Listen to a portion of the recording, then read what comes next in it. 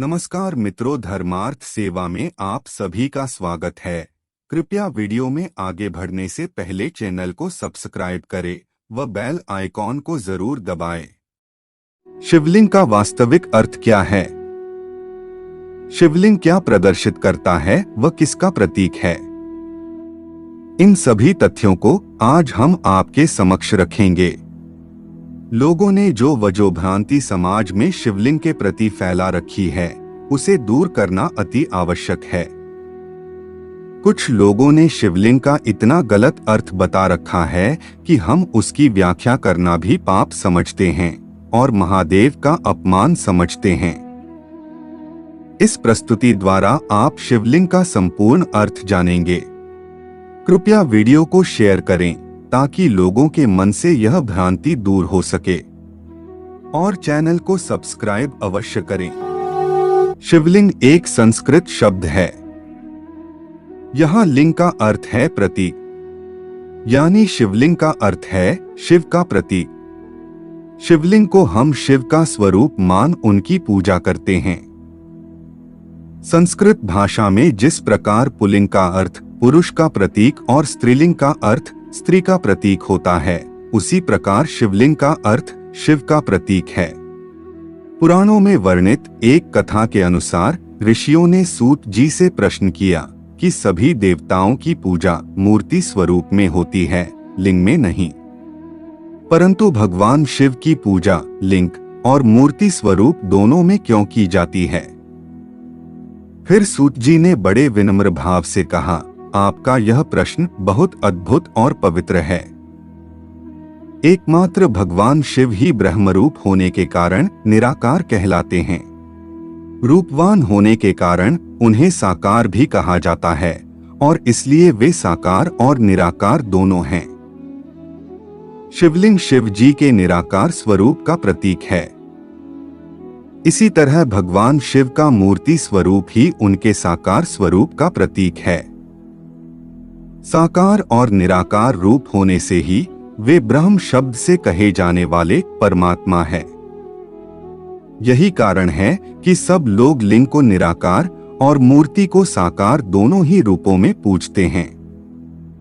महादेव से भिन्न दूसरे देवता साक्षात ब्रह्म नहीं है, इसलिए कहीं भी उनके लिए निराकार लिंग उपलब्ध नहीं होता। शिवलिंग एक ऐसी आकृति है जिसमें संपूर्ण ब्रह्मांड व्याप्त है। आपने शिवलिंग को अलग अलग आकारों में देखा होगा, जिनमें से कुछ शिवलिंग मनुष्य द्वारा बनाए गए हैं और कुछ शिवलिंग भगवान द्वारा स्वयंभू प्राकट्य हैं। परंतु अगर हम प्रमुख 12 ज्योतिर्लिंग के संदर्भ में चर्चा करें तो उन सभी का आकार एक दूसरे से भिन्न है। ऐसा इसलिए है क्योंकि अलग अलग उद्देश्यों को प्राप्त करने के लिए अलग अलग शिवलिंग बनाए गए हैं। कुछ शिवलिंगों को स्वास्थ्य के लिए बनाया गया है, कुछ को विवाह के लिए व कुछ को ध्यान साधना के लिए स्थापित किया गया है।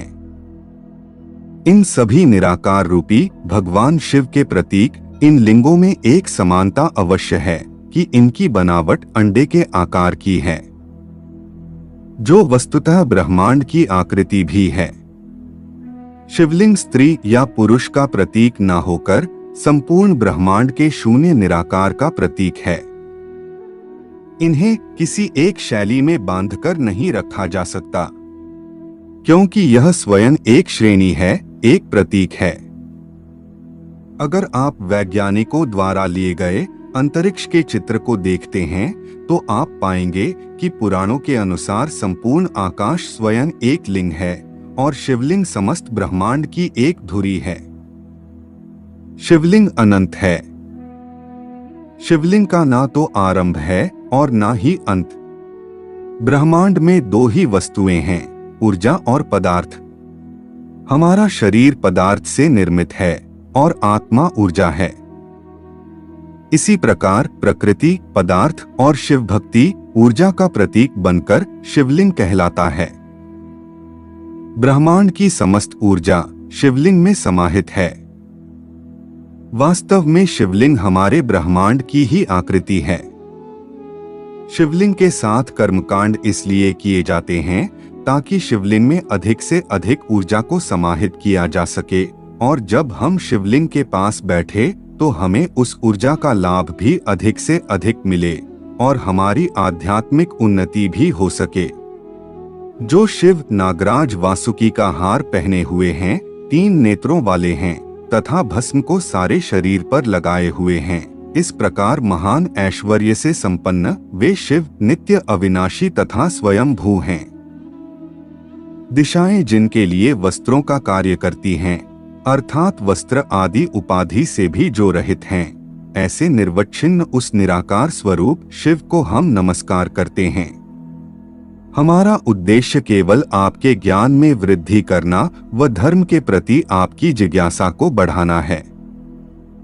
अगर हमसे कोई त्रुटि रह गई हो तो हमें क्षमा करें। अब हमारी भेंट एक और नई ज्ञानवर्धक प्रस्तुति के साथ होगी। आज के लिए केवल इतना ही।